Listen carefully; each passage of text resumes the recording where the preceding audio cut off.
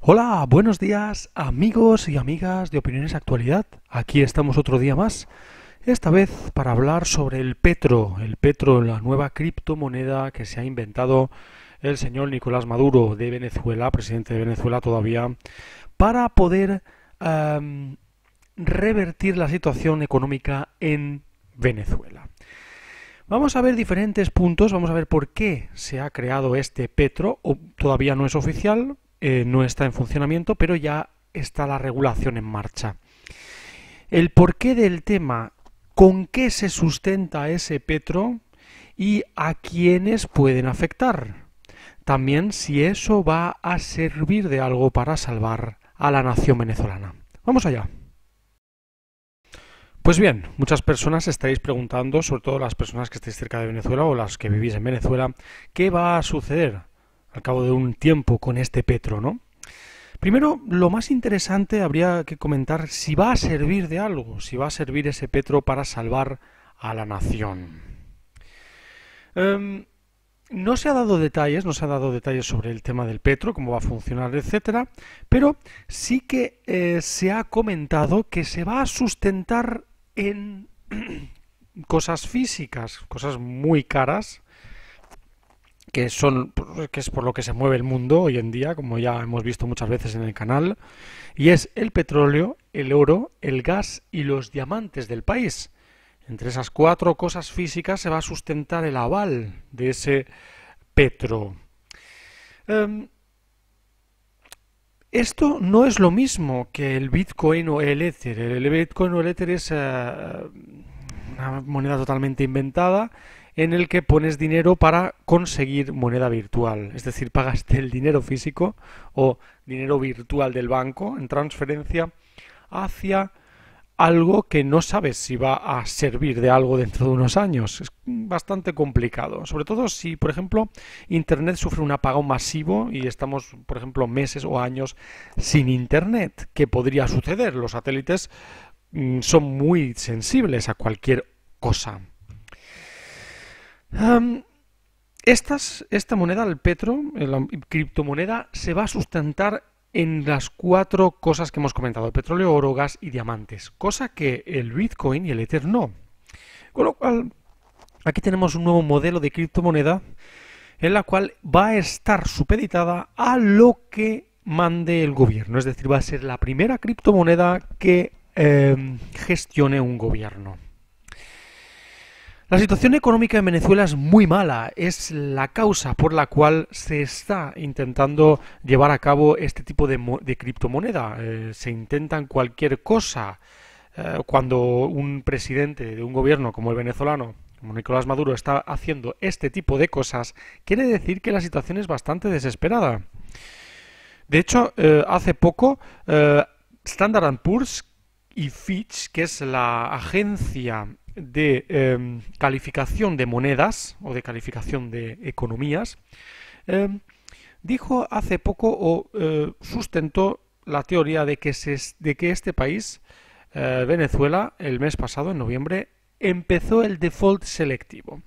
Vamos a ver qué es el default selectivo. Vamos a ir desgranando el puzzle en vez de hacerlo para poder luego hacerlo de una manera más comprensible, porque las noticias ya sabemos que solo comentan tres palabras y lo dejan ahí, no profundizan en el tema. Así que vamos a profundizar en el tema para que lo entendáis mejor. Vamos a ver qué es el default selectivo de un país. ¿Qué es el default selectivo en el que entró Venezuela?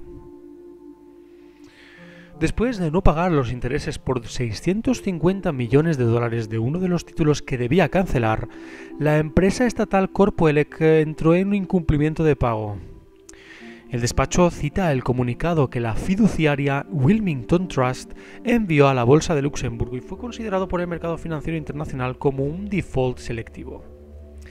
Esto significa que el país solo cumple una parte de la deuda, es decir, pese a tener diferentes acreedores o personas o entidades financieras a las que debe dinero, le debe a algunos en particular y no a todos, reseñó el diario Infobae, que podéis siempre comentarlo o consultarlo.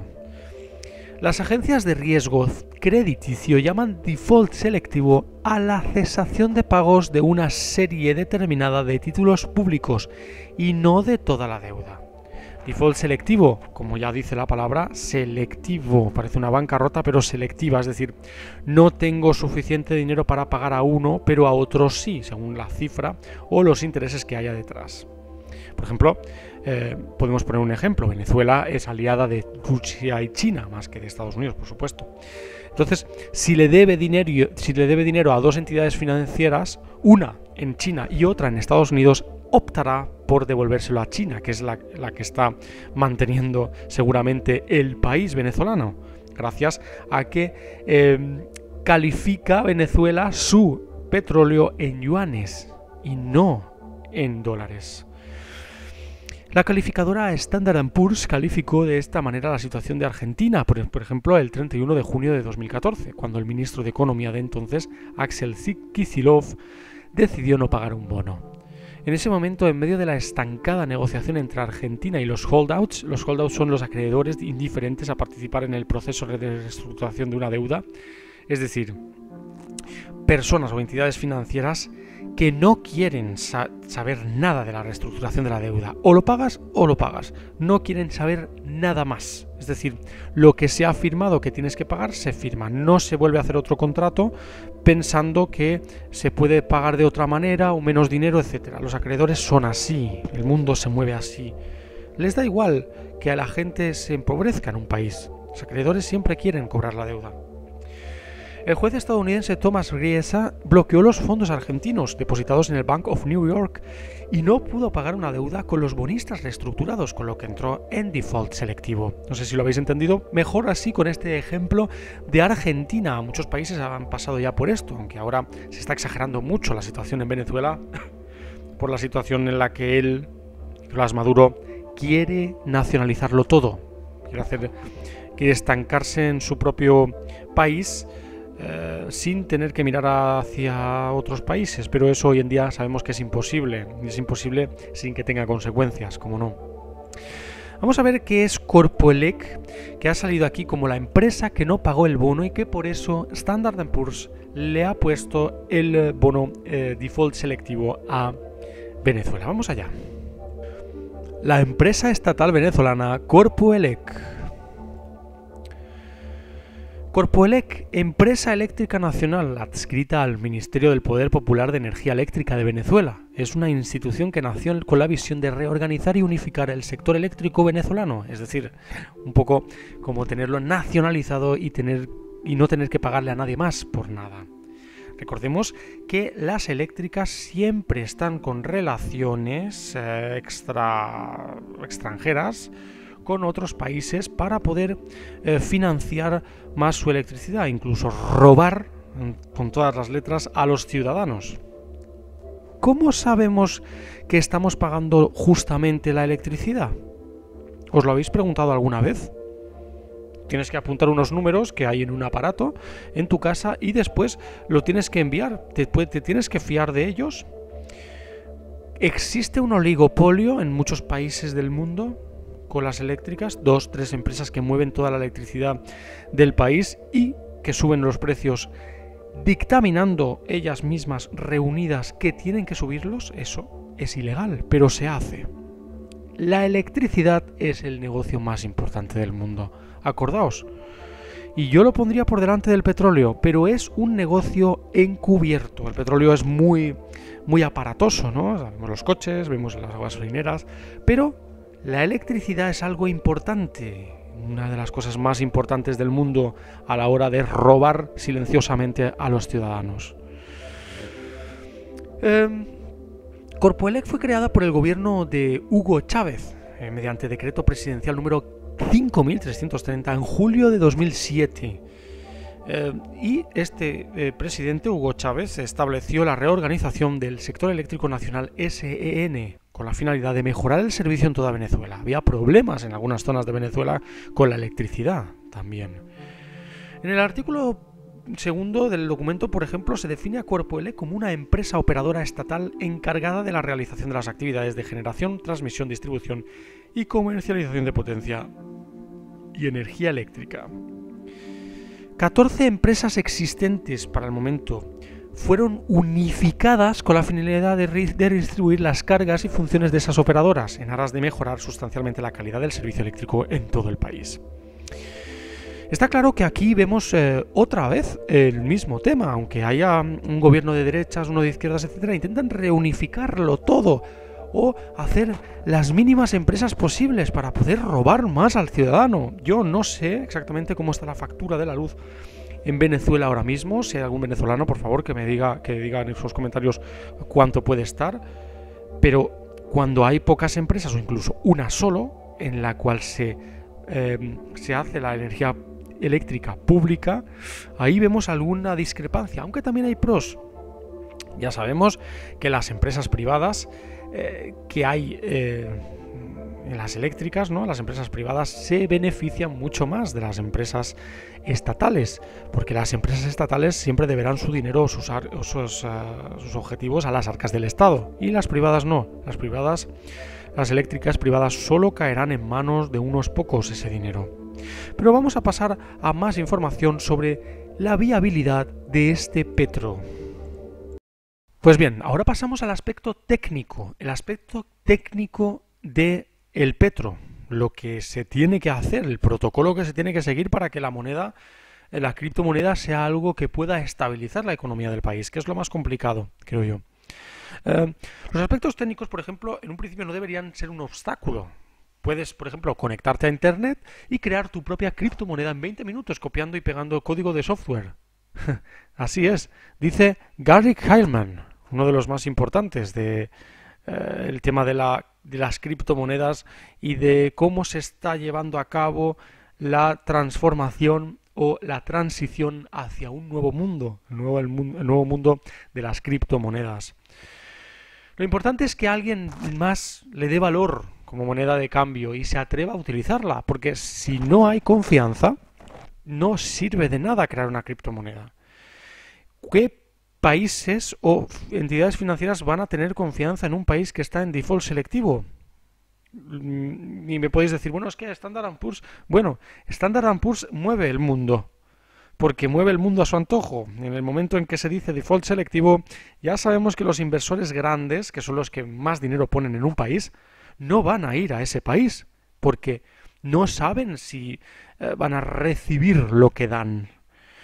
Es algo complicado, pero es algo macroeconómico y siempre hay que buscar un poco los detalles de las cosas que han sucedido para poder comentar después lo que puede suceder. Expertos insisten en que es difícil hacer un análisis con la poca información que se ha dado a conocer sobre el petro. Parece que sea una amenaza de Nicolás Maduro, pero que no se ha materializado todavía. Pero atendiéndose lo revelado por Maduro, ambos avanzaron valoraciones opuestas. Por ejemplo, ambos son el personaje Gary Heilman y el personaje Jesús Palau, dos personas que son expertas en el tema. Cuando ya hay discrepancias entre ellos, no se sabe si va a salir bien. Para Palau, por ejemplo, la propuesta no suena muy prometedora. Una moneda depende de la calidad del país, no importa que sea electrónica o no, y Venezuela no está en una situación muy buena. Por supuesto, yo estoy de acuerdo con el señor Jesús Palau. El tema es que no se puede erigir como algo salvador, algo que te han dicho que no puedes hacer. Me refiero a, si tienes una deuda, la vas a tener que pagar en lo que sea, y el petro no va a ser viable en todos los países, con lo cual el petro se va a tener también que un poco convertir en otras monedas. No es una jugada muy inteligente, a mi parecer, por ahora lo que estamos viendo. Dice también, la única manera de que se le dé dinero a Venezuela, dada su situación económica actual, sería dar un tratamiento privilegiado, convencer a alguien de que los únicos que cobrarán en oro o petróleo serán quienes tengan esta criptomoneda. Es decir, la jugada maestra sería proponer a los inversionistas grandes que inviertan en Venezuela con el petro, pero a cambio se le da parte del oro del país o parte del petróleo. Parte del petróleo sería, bueno, más o menos es limitado, pero es bastante, ¿no? Cantidad. Pero si empieza el gobierno de Venezuela a dar oro para salvar al país, se quedará sin oro. Y el oro, sabemos ya en este canal, si no podéis ver los vídeos de George Soros, etcétera, o del Club Bilderberg, cómo el oro es lo que mantiene al país dentro de la gravedad en una estabilidad financiera, puesto que el oro, cuando viene una crisis muy grande financiera, lo que hace es estabilizar el país porque esas reservas hacen que la confianza no disminuya de manera tan clara en los inversionistas. Heilman, por ejemplo, piensa diferente a Palau. Cree que el petro es viable. Si se arma adecuadamente, con diferentes variables económicas complicadas que no vamos a comentar aquí, es algo que puede funcionar e incluso solucionar algunos de los problemas de Venezuela, como darle una moneda fiable. Algunos problemas, no es la salvación, acordaos. Para el investigador de Cambridge, de Heilman, el Estado debe priorizar la honestidad y transparencia para sacar adelante un proyecto como este. ¿Dónde se guardará el petróleo, el gas, el oro y los diamantes? ¿Quién los custodiará? ¿Estarán en Nueva York o en Londres? En dos países en los que están claramente enemistados con Venezuela. Para mí la mejor opción sería llevarlos a Rusia o China. Lo que pasa es que Rusia y China están muy lejos, con lo cual el transporte de todo este material sería muy caro también para Venezuela. Venezuela está en una situación muy complicada, ¿verdad? Vamos a hacer nuestra conclusión y vamos a ver lo que puede suceder de aquí en adelante. Vamos a estar pendientes de la situación en Venezuela porque es bastante delicada y vamos a ver qué sucede con el petro. Podemos estar ante un momento histórico, para bien o para mal. Bueno, pues como conclusión podemos comentar pros de hacer una criptomoneda. Es una jugada totalmente a la desesperada de Nicolás Maduro, viendo cómo está el país, cómo está Venezuela, además con las agencias de calificación degradando totalmente el dinero o la riqueza del país. El tema es, los pros de la criptomoneda es que puedes chantajear o sobornar a los inversionistas de manera en la que si invierten con Petro, con la criptomoneda, puedes darles algo de lo que tienes, del aval físico, que es petróleo, oro, diamantes o gas. Con eso, estas personas tienen el negocio asegurado por muchos años, pero el país no. El país, gas o petróleo sí que se puede dar, pero ¿cómo? Es mejor dar diamantes y oro, ¿no? Es más fácil. Pero esos diamantes y ese oro, cuanto más inversionistas vayan, menos quedará en el país. Con lo cual, en crisis financieras globales va a estar el país mucho peor que antes. Con lo cual, estamos en un pro y en contra a la vez. Pero parece que salen más contras, ¿no? Cuando Standard & Poor's dijo el mes pasado a Venezuela que era un default selectivo por no pagar algún tipo de deudas, otras sí, unos tipos de deudas que no se pagan, otros sí, default selectivo. Pues el default selectivo es lo que hace que los inversionistas tengan muchísimas más dudas a la hora de entrar en Venezuela, con lo cual, sea electrónica o no sea electrónica, la moneda o criptomoneda va a ser inútil, no va a servir para nada. Venezuela tiene que abrir sus fronteras hacia un mundo globalizado. Esté de acuerdo o no, yo puedo estar de acuerdo o no con eso, pero el mundo es el que es, no el que queremos que sea. Ese es el grave problema que tenemos, porque no se despierta a la gente. Y los inversionistas, las grandes fortunas, las eléctricas, tienen el gran poder aquí. Si no, Venezuela no habría nacionalizado su empresa estatal y desde entonces el mundo se le echó encima, ¿verdad? Desde 2007. En 2007 nacionalizó y creó una empresa estatal eléctrica general para que el dinero recibido de los ciudadanos fuera a parar a las arcas del Estado. Desde entonces se ha atacado a Venezuela.